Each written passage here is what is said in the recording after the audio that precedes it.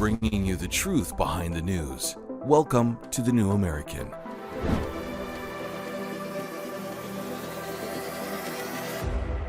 Hello, everybody. A very happy Wednesday to all of you at the New American Daily, coming to you live from the heart of flyover country, bringing the red-pilledest of all red-pilled news sources.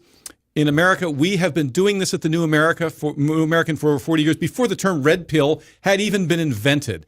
We are your ultimate source for the truth behind the news.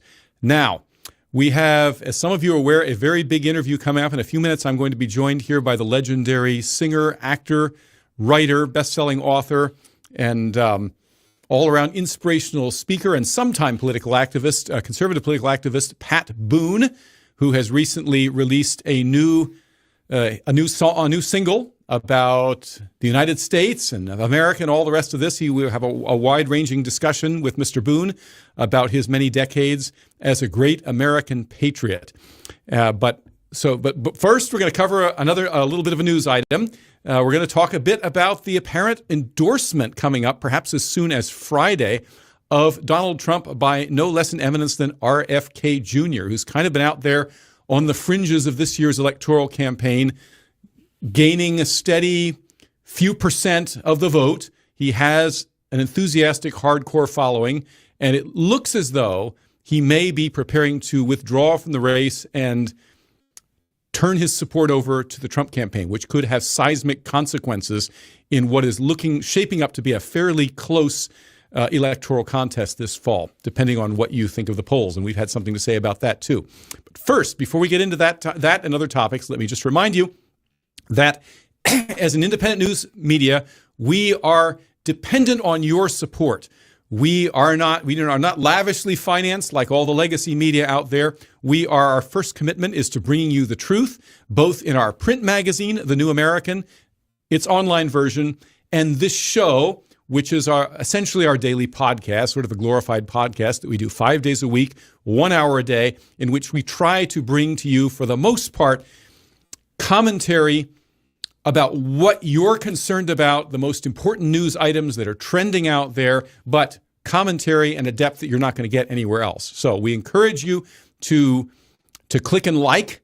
I believe we're streaming live on YouTube today, as well as on Rumble. So click the thumbs up, whatever your preference be, to let us know of your support. Join us, particularly here on Rumble. We appreciate if you join and subscribe. That way you'll be notified of upcoming events. Also, we have, as many Rumble channels do, an associate locals channel, thenewamerican.locals.com. There it is, right there, coming up. And on Locals, in addition to live streaming the show as an alternative platform that you can use, if that be your preference, we also do other live streams. I particularly try to do, 5 or 6 a week of those about various and sundry items. And you can comment and interact with us. We also put news stories, both things that we publish in The New American, things that we're working on, things that we glean from the internet that we think are important. In fine, Locals is our online community that we're building. Also, don't forget to subscribe to The New American itself. There is a limit to what we can do in this kind of format in an hour-long show. I myself am not a natural-born broadcaster. I'm a writer and an editor. In fact, that's my official position. I'm executive senior editor of The New American magazine. So I'm a written, printed word kind of guy for the most part, because the printed word has a permanence and a potential for depth and detail that just can't be matched in the spoken format. If you're not a reader, you should become such. Either way, I strongly recommend, nay, I exhort you to go to our website, to call that 800 number that was on the screen a couple. So there it is again, right there, that 800 number, and get your subscription to The New American magazine. Okay, so let's move on. So for today's major trending news story, oh, by the way, full disclosure, I know that Barack and Michelle wowed the crowd at the DNC in Chicago last night. And you know what? We're not going to say anything more about that on today's show. I think that you have probably had enough of reporting on the DNC. And frankly, our viewer numbers show that. Not only that, I simply can't stomach another episode focusing on the wacky goings-on down in the Windy City. So we're just going to take a pass on all of that. I think that most of that is fluff and rhetoric. And in point of fact, I did a rather lengthy after-hours live stream yesterday on our Locals channel, talking about the importance of distinguishing between things that matter and things that don't, that appear, both of which tend to appear masquerading as news items. So we're going to try to focus on one thing that we think potentially does matter, and I mentioned this in the introduction. That thing being the prospective endorsement of Donald Trump, and by extension the MAGA movement, by no less an eminence than RFK Jr., one of the fabled Kennedy clan, who, of course, has been making some waves. He's quite the contrarian political figure by many people's lights. The news media is trying to portray him as just another unhinged, far-right or perhaps far-left lunatic who dares to question the narrative on the COVID pandemic and the vaccines and a range of other issues as well. He can be forgiven, perhaps, for having a questioning attitude, given his pedigree, his own father being murdered by an assassin back in 1968, and his uncle, of course, was President John F. Kennedy, who was also assassinated. So it's understandable that he would come at politics with a little bit different perspective than from anyone in the Washington, D.C. establishment, right, left, or middle. But the prospect that Kennedy and his small but not insignificant cadre of followers may come over to the Trump movement in the near future is a tantalizing one. And for further discussion, and without further ado, let me introduce my longtime and long-suffering co-host, guest, the senior editor-in-chief is your official title, right, Gary? Yes. Of the New American Magazine. Hi, Steve. Hi, and I like to emphasize Gary is my boss. When we're off air, I bow and scrape before him, and he is he who must be obeyed, because he's been at the helm of the New American, this magazine, for close to 40 years, right, Gary? Yes. Well, I've been on the staff for about 47. And by on the staff of the John Birch yes, Society. and by on the staff, yes. Let me clarify, that means the John Birch Society, which is our parent organization. So anyway, Gary, what do you have about RFK Jr.? First of all, I want to be expeditious because I can't wait to hear from Pat Boone and the legendary Pat Boone, and he'll be joining us shortly. But we do want to say a little bit about reportedly that Robert F. Kennedy Jr. will be endorsing Trump. We understand it could actually happen this Friday. But the news about that began with something his VP said, his running mate, something she said on a podcast with Tom Bilyeu this Tuesday, just yesterday. And that, of course, is Nicole Shanahan. So let's take a look at what she has to say. You know, there's two options that we're looking at, and one is staying in, forming that new party, but we run the risk of a Kamala Harris and Waltz presidency because we draw votes from Trump, or we draw somehow more votes from Trump, or we walk away right now and join forces with Donald Trump, and you know, we walk away from that and we explain to our base why we're making this decision. Okay, so Robert F. Kennedy Jr. himself has not said specifically that he is going to drop out of the races at this point, but there is something very interesting that he said this week on X. So let's take a look at that. Okay, according to Robert F. Kennedy Jr., VP Harris's Democratic Party would be unrecognizable to my father and uncle, and I cannot reconcile it with my values. The Democratic Party of RFK and JFK was the party of civil liberties and free speech. VP Harris's is the party of censorship, lockdowns, and medical coercion. Kennedy Democrats were anti-war. Kamala's is riddled with neocon warmongers. The RFK, JFK Dems were allies of Main Street, cops, firefighters, and working people. VP Harris's is the party of big tech, big pharma, and Wall Street. My dad and uncle's party was the champion of voting rights and fair elections. VP Harris's is the party of lawfare, disenfranchisement, and the coronation of its candidates by corporate donors and party elites.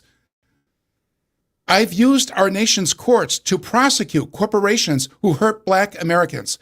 VP Harris used our nation's courts to mercilessly prosecute black Americans and exploit them for their labor. My father and uncle prided themselves on their skills at debate and their ability to articulate a coherent vision for our country. VP Harris is scared to debate and can't survive an unscripted interview. Instead of outlining a vision, she relies on middle school tactics, memes, forged headlines, infantile slogans, joy, and name-calling. Republicans are weird. I spent years battling government corruption and lies. VP Harris spent years gaslighting Americans about the health of our commander-in-chief. I have no plans to endorse Kamala Harris for president. So basically, one thing that is for sure is if he's to be taken at his word, and I think we can safely assume that he is, right. He has no intention of endorsing Kamala Harris. The remaining question is, as implied by the interview, does he continue with his campaign or perhaps just walk away without tendering an endorsement to the other side, or does he in fact decide to perhaps shelve or set aside differences with Donald Trump and endorse the Trump campaign instead? Okay. Well, reportedly, he will be endorsing the Trump campaign this Friday. Revolver, for instance, has reported that. So, and so has Alex Jones. So we'll have to see what happens. Well, yeah, of course, what the Revolver our article had to say was that allegedly he started by sort of supposedly reached out to the Kamala Harris campaign and said, in effect, we're both Democrats. I'm willing to endorse you if you can promise me some sort of a cabinet position in return. And he was completely rebuffed and cast aside. And so presumably a similar calculus may apply here with the Trump administration, where he says, in effect, in exchange for my endorsement, which could mean the difference between victory and defeat, because, 3 to 5%, however, it's hard to know how much he's polling, but particularly in some of these critical swing states, could spell the difference between a Trump victory and a loss. And, it's probably not too much to ask in terms of the pragmatic, cold political calculus to say, well, I'd like to have a say in this administration, perhaps as some sort of a health czar or something like that. And that'd be an excellent spot for him to be, would it not, Steve? Because look at the position he took against the COVID policy madness. Yeah. Well, I think RFK Jr., like all of his family, is certainly a magnificent stage presence. He's a great public speaker, even with his voice. Yes. His issue with his voice. Well, he's articulate, for one thing. He's very articulate. He's very passionate. He says important things. He is, and he's quite fearless. In a recent inquisitorial hearing before the House, he gave as good as he got with certain obstreperous House Democrats who were trying to impugn his character and make him out to be some sort of a loony and so forth and so on. Right.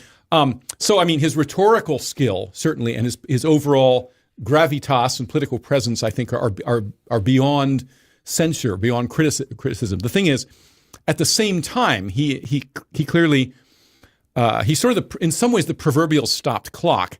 He's way off on a number of critical issues. One of them being the pro-life issue, the abortion issue. But there are others besides. We need to remember that even the old-fashioned Democratic Party that he wraps his eyes about from the early 50s and the 50s, 60s, and 70s was a far cry from being anything like a party professing fealty to the Constitution. It wasn't as radicalized as it is today, but it was even then. He fails to mention this. It was even then very discernibly, the party of big government. That is true, but of course, very conservative compared to today. And it's fair to say that the Democratic Party today is not his uncle's party, nor is it his father's party. But regarding the question, Steve, of whether or not there would be a place for him in the Trump administration, Donald Trump was just asked that question very recently. And let's take a look at his response. Can I ask you about RFK? Because just moments ago, his running mate said that they were considering endorsing you. Have you considered him for a role in the administration, and what role would that be? Well, we haven't, but I would love that endorsement because I've always liked him. Would you also consider putting him in the administration? You're asking me a very unusual question. I haven't been asked that question yet. I like him a lot. I respect him a lot. I probably would if something like that would happen.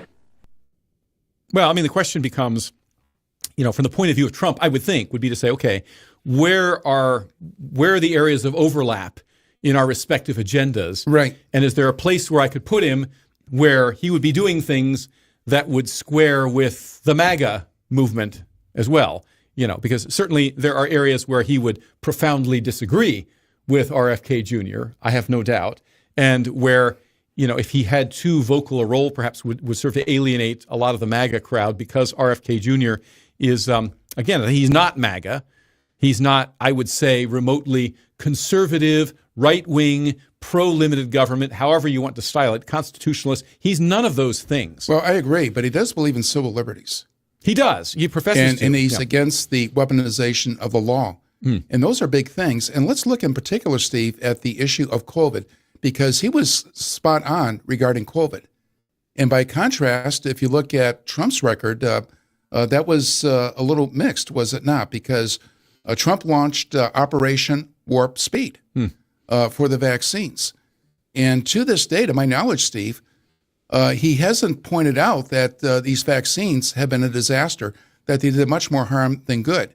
Yet, to Trump's credit, he's never called for the vaccines to be mandatory. And, of course, the lockdowns and the horrible violations of civil liberties that took place under the rationale of fighting COVID, I don't think Trump promoted those. Those were basically done by state governments. No, I mean, he tried very hard not to. And, at the same time, what can you say? I mean, Trump comes from that school of leadership that says never admit a mistake, move on, never admit weakness, and this kind of thing. So I think he's probably avoided the issue to some degree. Well, folks, it's time to say goodbye to Starbucks and say hello to Rumble's 1775 coffee. Unlike other brands, this is a coffee that backs free speech and is unapologetic about it. Visit 1775coffee.com. Use the promo code STUDIO to get 15% off. The coffee comes in medium and dark roasts. It also comes in pea berry, which is similar to Kona coffee. In other words, this stuff is premium.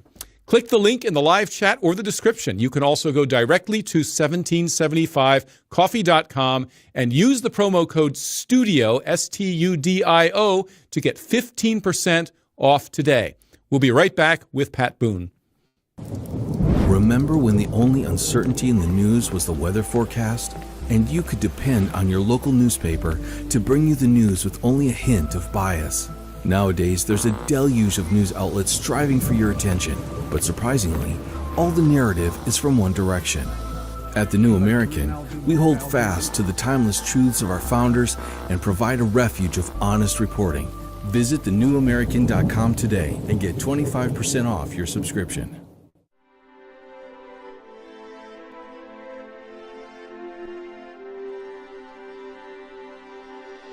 Life, liberty, and the pursuit of happiness. The Declaration of Independence proclaims God-given rights, and we intend to protect them. Working with people like you for over 50 years, preserving freedom and building a better tomorrow. Safeguarding the Constitution by limiting government power. We are restoring liberties, educating voters, and leading the freedom movement. Join with us. United, we will defend our rights. We are all Americans. We are the John Birch Society.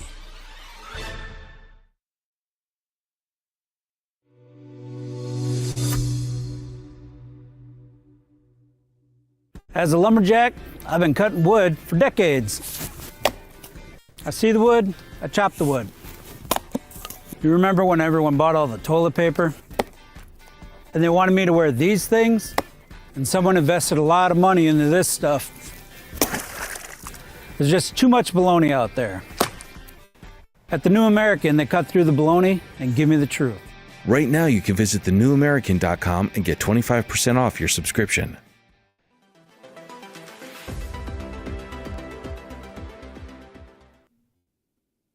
Okay. All right. Well, we're back. And do we have that B-roll?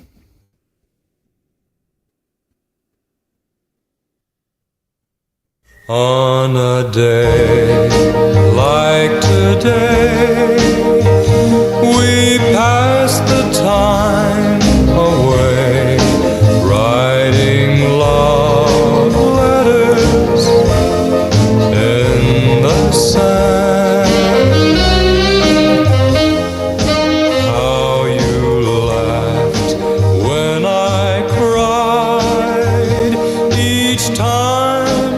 I saw the tide take our love letters from the sand.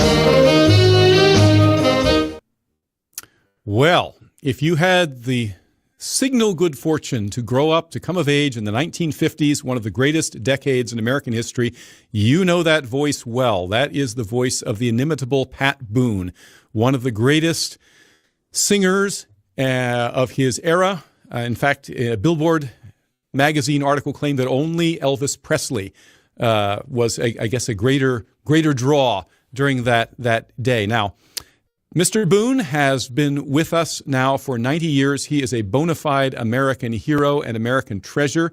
He has been, he sort of presented, back in those days, he presented a wholesome alternative in popular music to the growing interest in sex, drugs, and rock and roll that characterized the musical scene and the pop culture scene writ large in the 50s and 60s. But he's much more than that.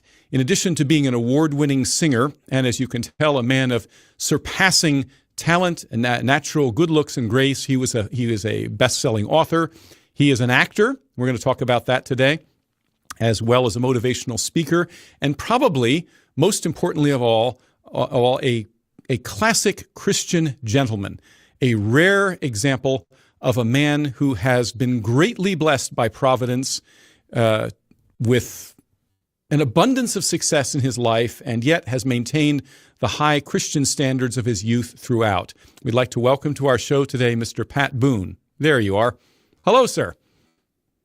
Wow, I'm going to quit while I'm ahead. Nice being on the show with you today, and I hope we can talk again some other time. Okay, well, it's a great honor. Well, I can't follow that. Yeah, and I got to say, we at least my philosophy with interviewing, to tell the truth, is not to try to micromanage and fit you in and say, here's what we're going to say, and cut you off. I want this to be about you and about your, a couple things that I know we have to talk about. But other than that, I'd like this to be a free-ranging discussion. I was born in the year 1964. So I'm no spring chicken myself, but certainly the name Pat Boone has been synonymous with American conservatism, with decency, with uplifting entertainment most of my child and adult life, and so it's a great honor to finally have a chance to talk to you. You've just have just released a new single, a new song. Yes. And at an age when most people would say you should be retired, what are you doing? Tell us about that. What's the song about? Well, it's a song I wrote, the words and the music.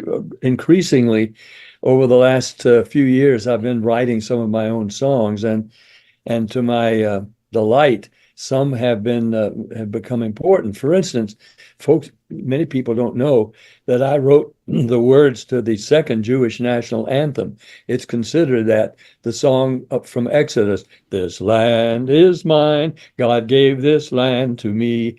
That song, the melody had been written by Ernest Gold as the theme song from the movie Exodus with Paul Newman and so on, and the return of Israel as God had promised to the nation that he's promised they would be again. And of course, it was with a lot of friction and fighting and battle, and that song became the theme song of the movie. And then I had to sing it, but there were no words. So I wrote the words because of my study of the whole history of Judaism and the Bible. I read it through every year for the last 47 years. So I learn more each year.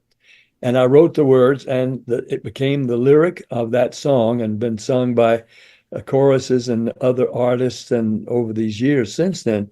But people don't even know really, and nor do they need to, that I wrote all those words to what is now the second Jewish national anthem. But I've been writing other songs about abortion, about Let Me Live, the anthem of the unborn child, other songs on issues that, you can sometimes communicate, as I have found, more tellingly in a song. And I became such a fan of Bob Dylan's Blowing in the Wind and how it shaped some of our culture when we were losing our way racially and in other ways. And Bob Dylan brought some of those things to our attention in that song Blowing in the Wind. So I knew we needed another song like that. And I consciously wrote a song, and I even tried to get Bob Dylan to help me write it. I said, Bob, I'm through his representative, I'm doing a Dylan type song. I want you to help me.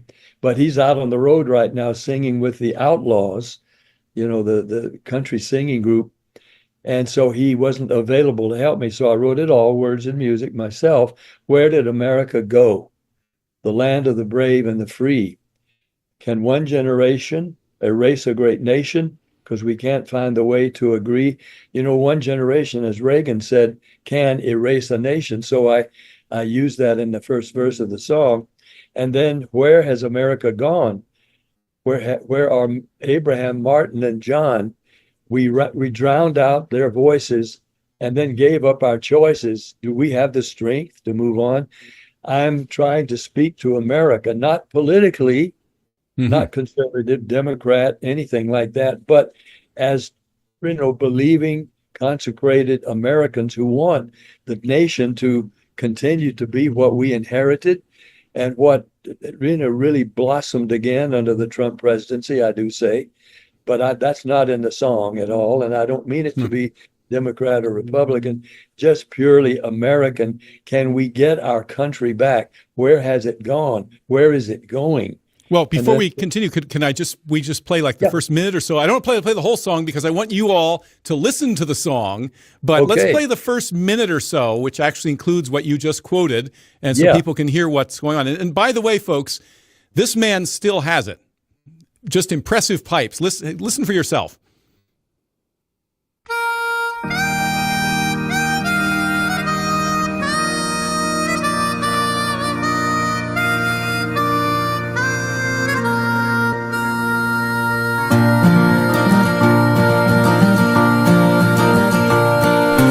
Where did America go? The land of the brave and the free. Can one generation erase a great nation? 'Cause we can't find a way to agree. 'Cause we can't find a way to agree. Where has America gone? Where are Abraham, Martin, and John? We drowned out their voices and gave up our choices. Do we have the strength to move on? Do we have the strength to move on? Okay, so that's a quick sample of this wonderful lyrical song. Truly, I guess you could say a blast from the past. And I just want to talk about that a little, or invite you to talk about that a little bit. Many of our listeners, of course, myself included, were not around back in the 50s when your career really got launched. I mean, but you were one of the figures from that. I mean, I sort of have a dim recollection of the late 60s. And of course, the 1970s was more my formative generation. And by that time, things had changed. Boy, that was was a time of great change. So how is it? Well, first of all, what was America like back then? When you were sort of, you were the voice to a whole generation of youth coming of age. My mother, for example, was a senior in high school in 1957, the year that you came out with Love Letters in the Sand. Yeah. So she was a senior in high school. She's now 84, I guess, 85, I forget, 84, yes. And so, so it's a bygone era for many people's life. But what was it like, and how have things changed?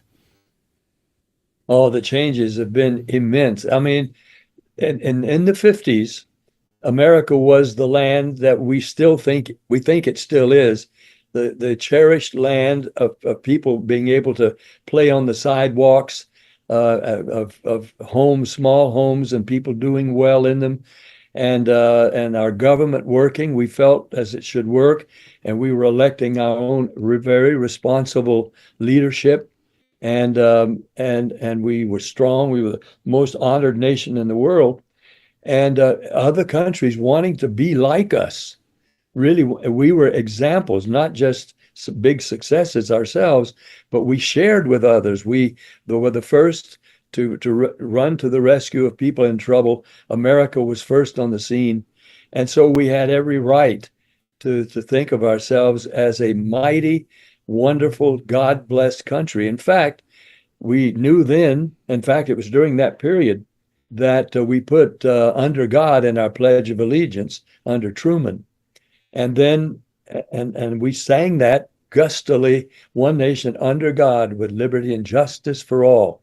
That's who we were. And we lived that way, small towns, big towns, business, defense, worldwide respect. That's the country that I began in.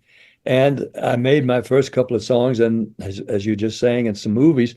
And when I met Elvis, and that was in October of '55, I had 3 million selling hits at that time, and he had just done one song for Sun Records in Memphis, and it was a bluegrass song, a Bill Monroe song, Blue Moon of Kentucky, keep on shining.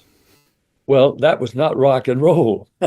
And when Bill Randall, the DJ at a sock hop in Cleveland, introduced him before me, so he literally was my warm-up act the first time when we met. And I shook hands with him backstage. Hi, Elvis, I'm Pat Boone. Nice to meet you. And he let me shake his hand, but he didn't shake back. He hadn't yet even learned some of the social graces, because he was always shy in public anyway, unless he had his guys around him. But I said, Bill Randall says, the DJ, that big things ahead for you. And he said, well, I hope so.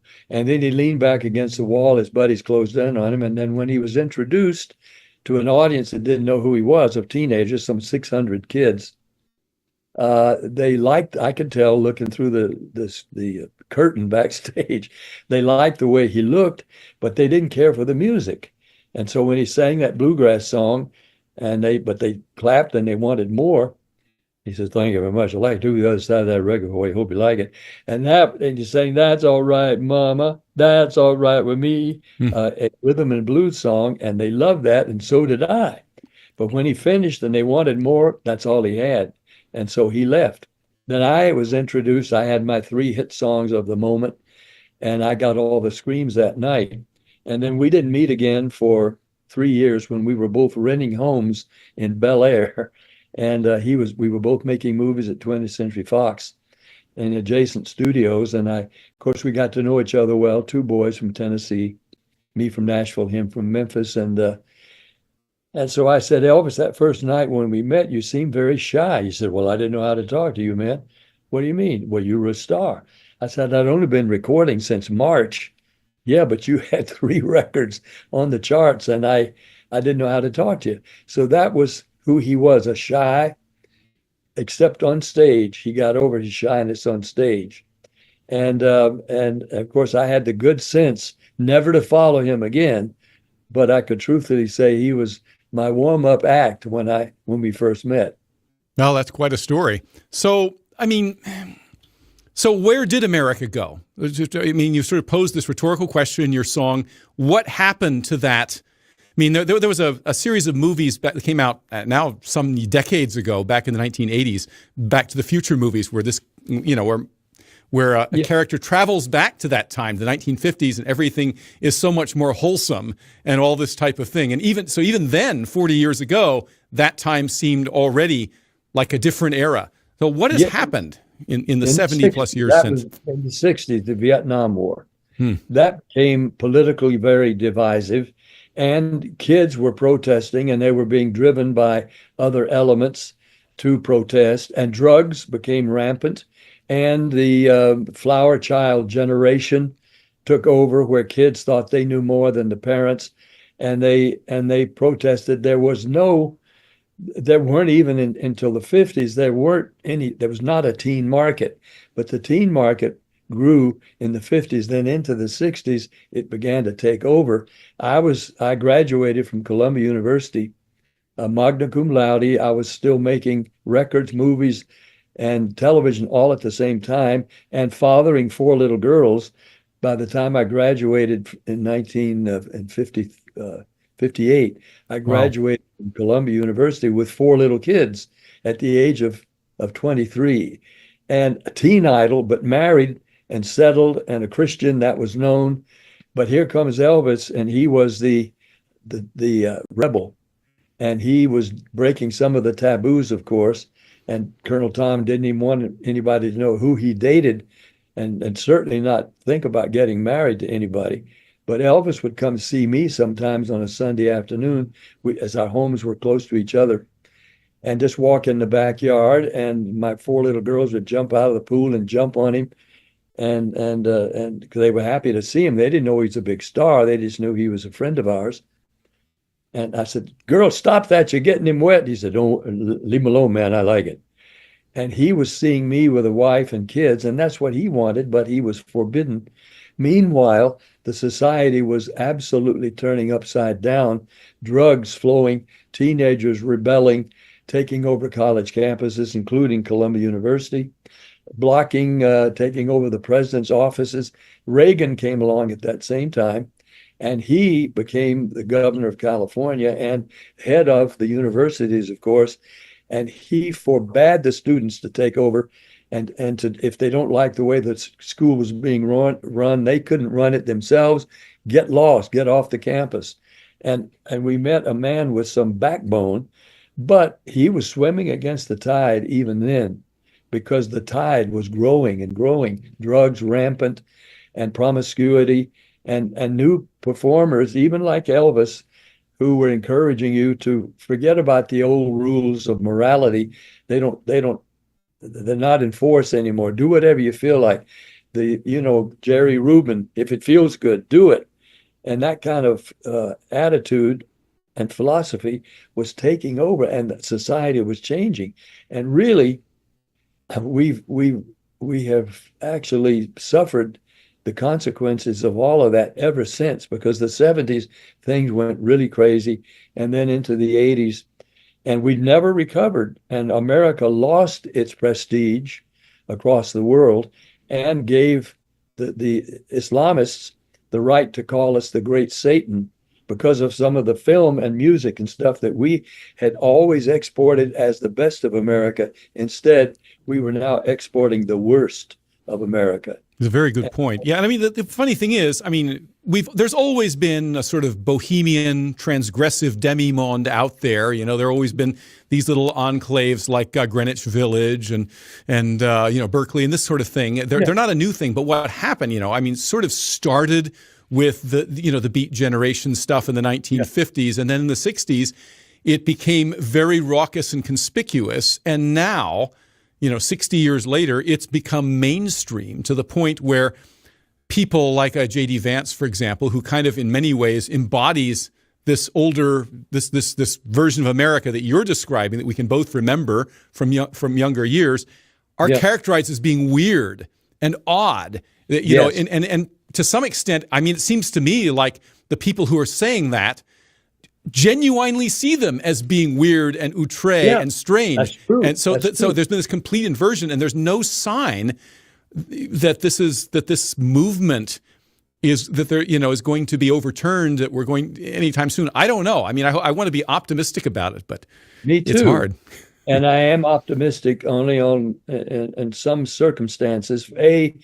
Religion became subject of ridicule in films, even music, a country record. If you got to save me, Jesus, please wait till I die. No. If you save me on the deathbed, but leave me alone. I want to do what I want to do now. And that was sort of the growing attitude across the country. It even was so politically, abortion was ruled by the Supreme Court, Roe versus Wade, but Roe herself eventually disclaimed that and said that she did not think that was right, but it became the law of the land. And then in recent time, that has been rescinded. It's just left up to the states now. But Planned Parenthood, all these things were growing and becoming so seemingly that, woman's reproductive rights. Well, it's not reproductive at all. It's a right to kill a baby. That's what it is. Mainly, Planned Parenthood is planned unparenthood, is what it really is. Because even though they do other things, and there are other organizations, largely Christian, that do the other things like help women in their pregnancies and health needs, there are other organizations that do all of that. But Planned Parenthood is funded mainly because it's the abortion mill of the world. And now all the women today say it's my right, my reproductive right. Well, what are you reproducing? Oh, something you want to get rid of. Oh, and and things get topsy-turvy. They give them nice names, but there's still some of my generation that that believe and want to hang on to and revive the things that made us who we really are. That's why I wrote the song. And I say in the bridge of the song, "O God of sweet liberty, please help us and heal us again. If we fall to our knees, will you still hear our pleas? Help us get back to who we were then." And it's not political, it's biblical, because that Barna and Gallup and the main pollsters all tell us the truth, that fewer than 50% of Americans today to go to any place of worship anytime. If they pray at all, they're not sure anybody is listening. They don't read the Bible. They're spiritually absolutely ignorant biblically. And so we're paying the consequences for all of that, because if you drop the Bible out of our lives and church, now I say I'm optimistic. The way things are going, with the border non-existent, with at least according to current laws, and not laws, but or lack thereof, attitude, not attitude. I'm trying to say discoveries is the word, that are true, that some 2,600 terrorists, known terrorists, have come across the border, infiltrated the country, and guess why they're here? They're looking to perform other 9/11s. And it may take a couple of 9/11s to get us back. Remember what happened? You remember it when 9/11 happened. The churches were suddenly filled again. And people were standing on street corners waving flags. People that had been demonstrating against the government were now suddenly on the street corners waving as we went by with American flags. God bless America. And it lasted about 3 weeks or a couple of months. And then things began to go back to where they had been. Well, I mean, I remember talking a few years back with a World War II vet who commented to me something that genuinely shocked me. He said, I and my generation, coming of age in the late 1930s, he said, we were in many ways just as stupid and shallow and superficial as many young people are today, but we grew up in a hurry when the war started, when we got involved after Pearl Harbor. And it's easy to forget that greatest generation of the patriots and the attitudes that came out of that, and of course that were responsible for the 50s and early 60s, the time when you came of age, that they weren't always that way, that they had to have a certain, unfortunately, that trauma perhaps. Yes, and that's all that's likely to pull us back together. Unless we can drop to our knees and start asking God again to bless and keep us and lead us, there's no other source. In fact, the people that we're having to choose from as our leaders are showing us the divide, the huge divide that separates us all as a nation. We're not one nation under God. We're a terribly divided nation. And as Jesus said in the Bible, as Lincoln quoted and later Reagan, a nation divided against itself cannot stand. So we're headed for a doomsday unless we can come back together and reevaluate, get back to the America that made us who we are, and get back to the Constitution, get back to the Bible, get back to one God one nation under God. Then if we can't do that, then we will cease to be, and are ceasing to be, the nation that we've all cherished, you and I, and our generations, because the current generation absolutely idolizing absolute obscenity, filth in his music and in the videos and now our television. We're having to try to even keep our kids from watching television online, because anything goes. Pornography, little kids can be exposed to it, if not at home, then at their friend's home. I mean, it's almost impossible to keep our kids from being polluted. And now they're being encouraged to question their own gender. And parents can be arrested in some states now if they refuse to let their children start the gender process. If the girls want to be boys, boys, girls. And now look where we are. This can be controversial, I know, but the leadership of all the great nations in the world and all the great corporations and all the great, influence institutions have been men. Why? Because God created man first to be head, woman out of a rib of his side to be his helpmeet, helper, his loving support and companion. Yes, they were to work together. Yes, there have been a few women heads of state like Indira Gandhi and Margaret Thatcher. And Margaret Thatcher, but those were women who had already been totally educated in all the things they needed to know to be leaders. And they are so scarce. 99% of all leaders throughout humanity's history have been men, because those jobs are men's jobs. And I think that the Democrats have made a horrible mistake, because it won't be the first. But they're going to be facing the leaders of China, Russia, imams in Iran, North Korea, and this woman. They don't respect women. She's going to try to tell them what America's going to do and what they better do on our behalf, and they're going to sit there laughing at her. They're not going to respect her, and she can't. No matter what she says, she has not got the background and effect that gender that they will respect. That's just it. We can't help it. I don't mean it as disrespectful.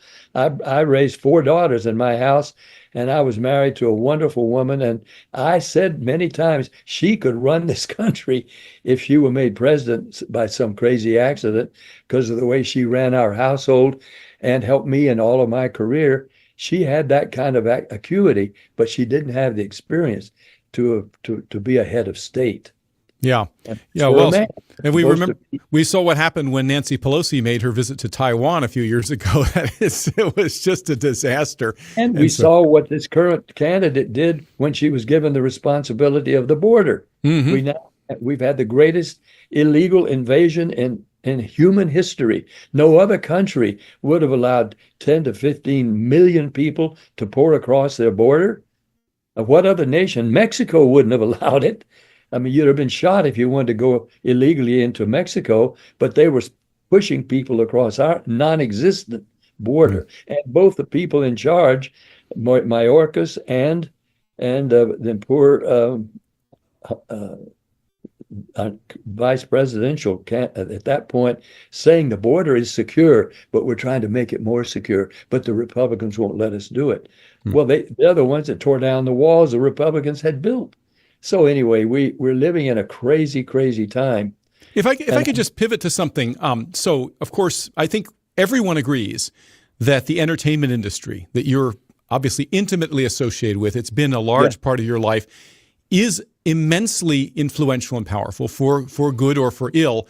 And back in the 60s, I mean, you had no trouble finding people, like-minded people, a Walter Brennan here, a John Wayne there, whatever, in the entertainment industry who were kind of counterpoises against the radicalization of Jimmy that Stewart, sector.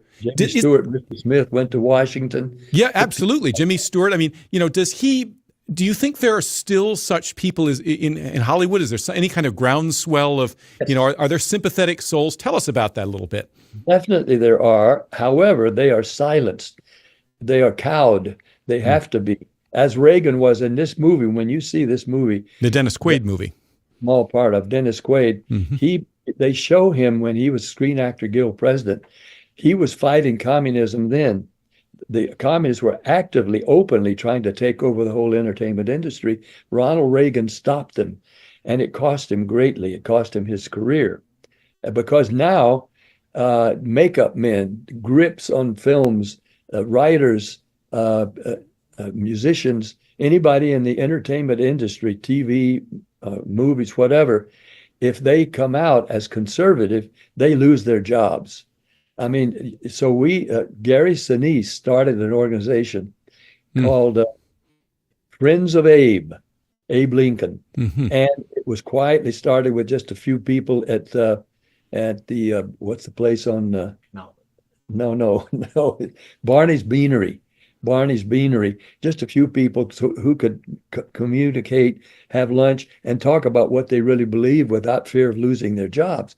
Well, that organization grew to be over 2,000 people. We had our last meeting out in the valley in a wealthy man's farm and estate, and there were political candidates. There were people already in office. There were high people in the entertainment industry, singers and writers, all out there where we could communicate our ideas without fearing losing our jobs in our industry simply because we were conservatives. And of course, I was able to weather the storm because I was not tied to the industry. I could still make records. I could still be asked to do some things in movies. I could still write books. And so I maintained my career, but it was really against the stream. And I knew more and more I was a joke in the industry. People kidded me, that the way I lived my life, thankfully, I was known from the beginning as a Christian, so I didn't have to proclaim it.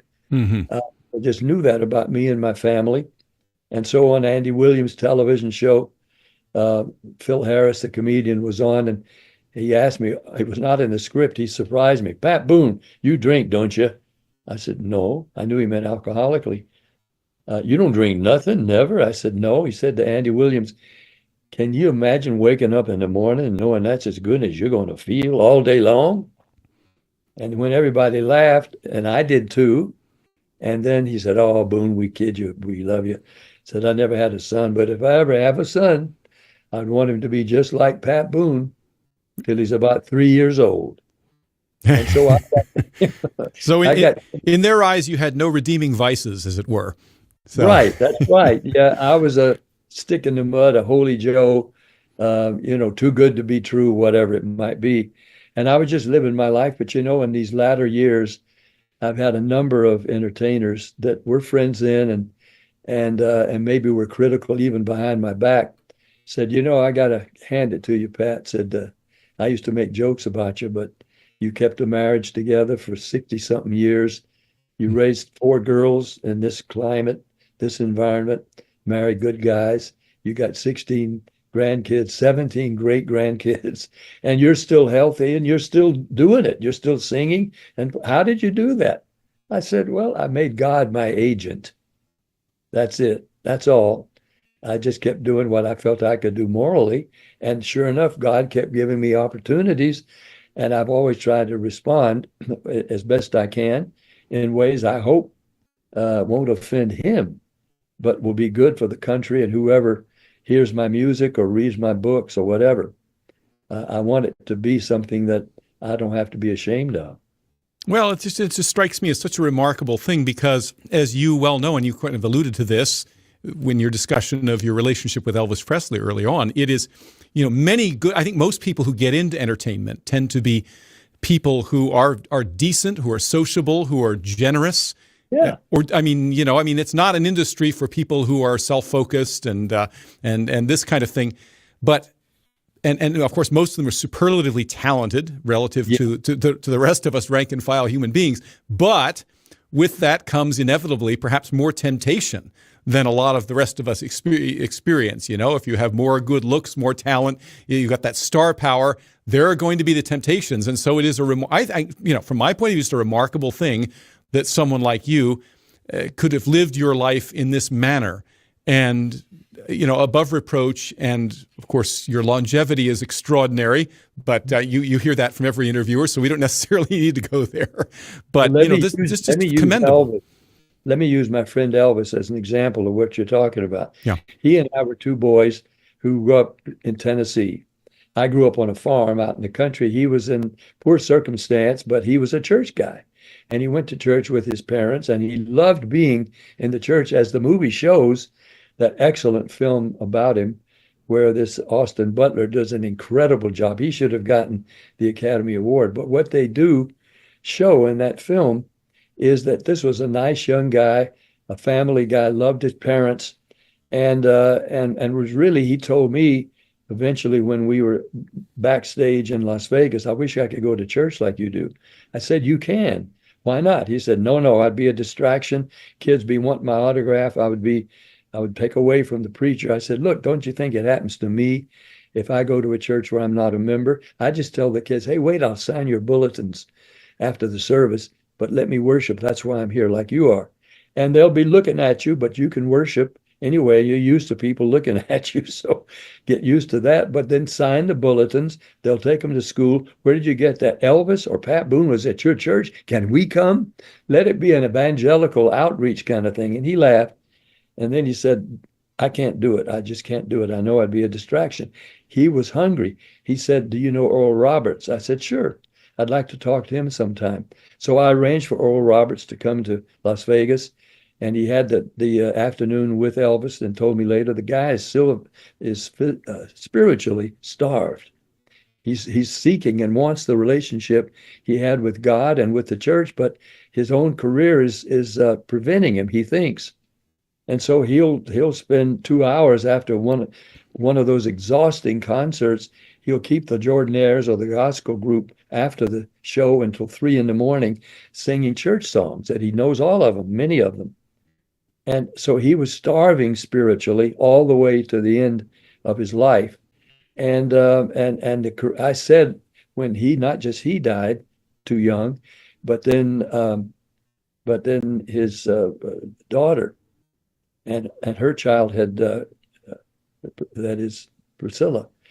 And no, is it Priscilla? His daughter. Priscilla Preston. Yeah, Priscilla. Anyway. And then her son had died of drug overdose. And so I said, something has come very clear to me, that worse than being not poverty stricken, but having too little is not as bad as having too much too soon. And that's what has taken the toll on so many entertainers who could have anything they wanted, so they indulged in anything they wanted, and people are always there to let them have it and aid and abet them. I mean, that's what's happened to people. Folks like Kanye and the others that have had become millionaires or billionaires, and then fallen into all kinds of traps, and maybe become destitute or died young because they had everything they wanted, and it killed them. So the restraints that we used to hold precious, that was interior restraints, not doing everything you wanted, but restraining yourself from things that would be bad and things that could be non-productive and even destructive. And so that part of our society is laughed at and ridiculed instead of restraining ourselves for our own good.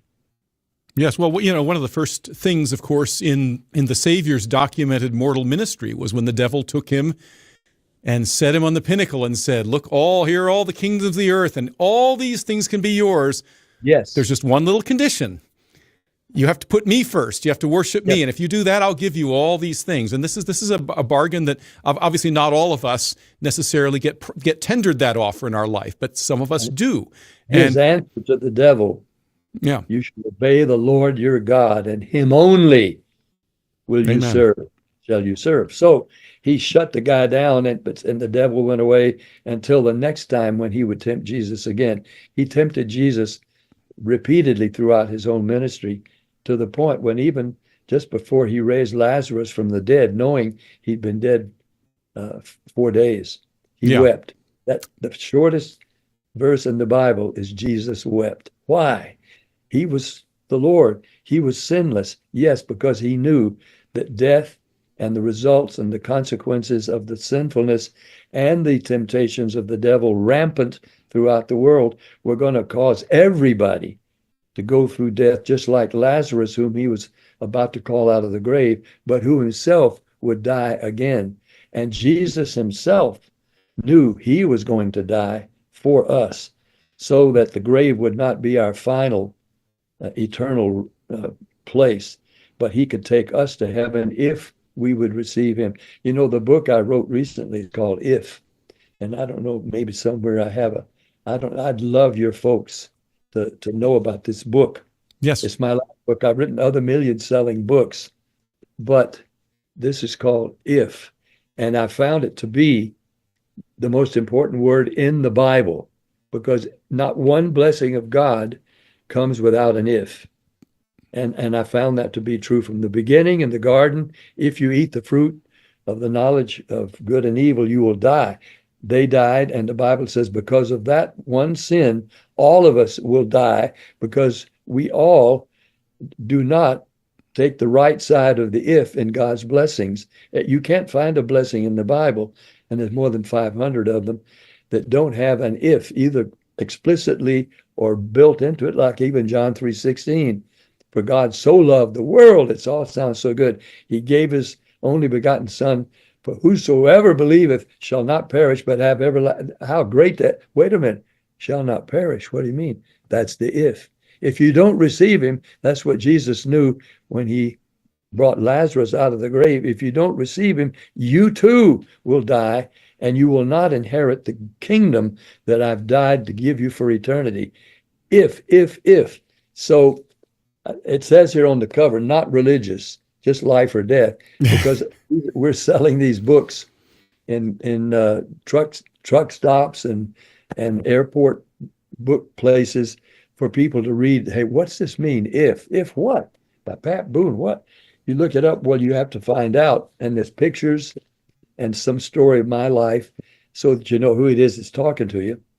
And then I lay out the case that God gives us who we were created to make our own choices, hoping that we would choose him and choose the best way to live, but giving us the choice and to reap the consequences, either the blessings or the bad that can come from making the wrong choices.